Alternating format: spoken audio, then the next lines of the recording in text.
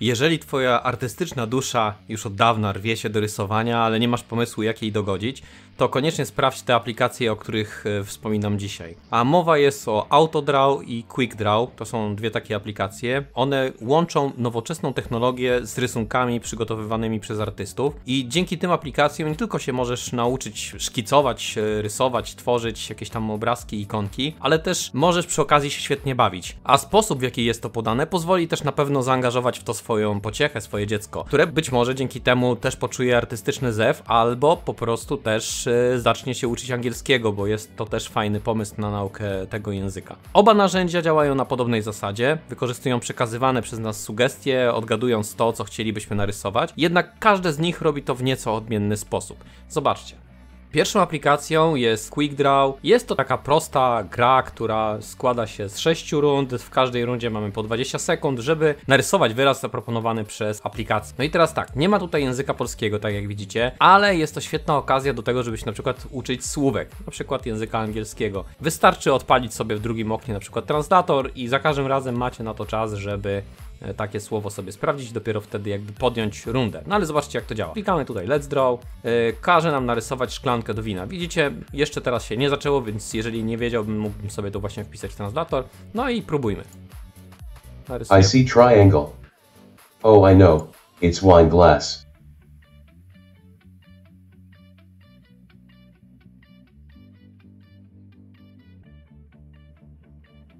It's postcard. I teraz zobaczmy na samym końcu, kiedy klikniemy w daną ikonkę, od razu pokazuje nam się, jak rysowały to inne osoby.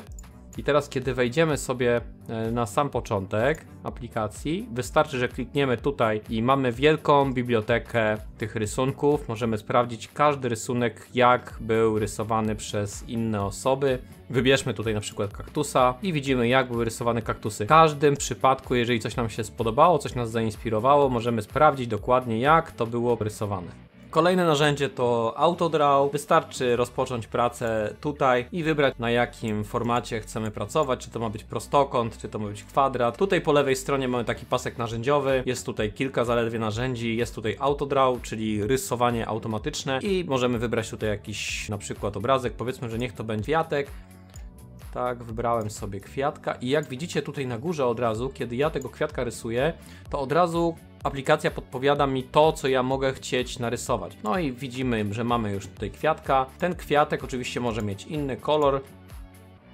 Do tego możemy ten obrazek wypełnić innym kolorem. Powiedzmy, że to wypełnimy kolorem żółtym, a samego kwiatka zrobimy czerwonym. No i jego listki niech będą takie brązowawe. Teraz, kiedy klikniemy tutaj na Select, możemy kwiatka zmniejszyć, przesunąć w dowolne miejsce. W podobny sposób możemy narysować inne obrazy. Powiedzmy, do tego kwiatka narysujemy sobie drzewko. Już tutaj mamy do wyboru różne drzewka. Niech będzie, że to będzie to drzewko. Też je szybko wypełnijmy jakimś kolorem, żeby wam pokazać, że równie ważne tutaj, co ta znajomość tych narzędzi, jest też znajomość skrótów, które są tutaj potrzebne, by przestawić jeden obraz za drugi. Kiedy przejdziemy tutaj, mamy tutaj shortcuts, czyli skróty. Tu mamy coś takiego jak send back i bring front, czyli to oznacza, że jeżeli teraz ja mam zaznaczonego tego kwiatka i kiedy wcisnę zamknięcie nawiasu kwadratowego, przesuwam kwiatka nad drzewko, żeby to było lepiej widać,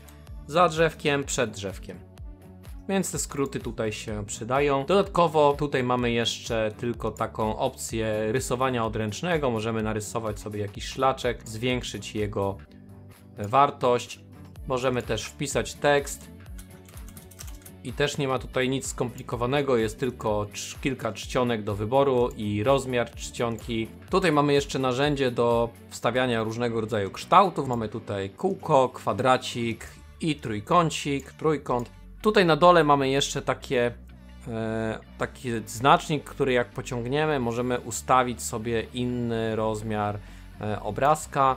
I na koniec gotową pracę, klikamy tylko tutaj, robimy download, pobieramy i proszę bardzo, to jest nasz obrazek, który właśnie stworzyliśmy w AutoDraw. Tak jak widzieliście, obie aplikacje łączy kilka cech wspólnych. Oprócz umiejętności rozpoznawania naszej twórczości, podawania ich w formie sugestii, obie są przede wszystkim bezpłatne i obie są dostępne w przeglądarkach. Nie ma tutaj aplikacji, ale obie są dostępne właśnie w przeglądarkach zarówno na komputerze, jak i na urządzeniach mobilnych. No i najważniejsze, obie potrafią wciągnąć. Dajcie znać najlepiej w komentarzu, czy one wciągnęły też Was. A na dzisiaj to wszystko. Dzięki, hej, cześć.